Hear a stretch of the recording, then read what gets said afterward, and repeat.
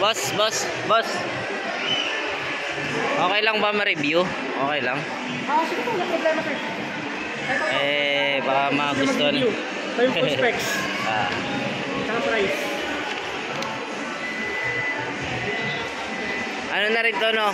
Keyless na, no? Keyless na rin ba siya? Keyless na rin. Oo nga. Ayan guys, so, Daon yung Innova. 2024 model na, no? Yes, sir. 24 na. Zenix V variant. Wow. Ganda boy, keyless na rin siya. Oh guys. Alright, kita niyo yan? Okay.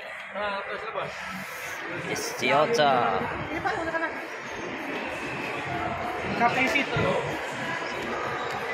Passenger, sa passenger. Ay, sorry.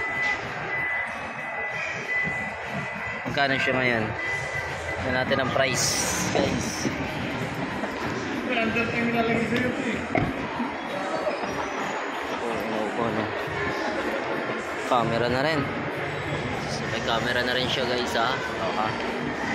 Dog nyo Innova.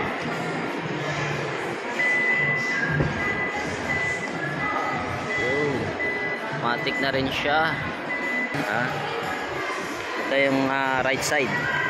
Right side ng ating passenger ng ano. So may dalawa siyang lagayan ng mga inumin. Alright. Then charging. Okay. Maganda. 2024 and then may LED pa sa bawat gilid niya, no? Left and right. So the monitors, guys. Okay. So thank you. Naka-mags na rin siya.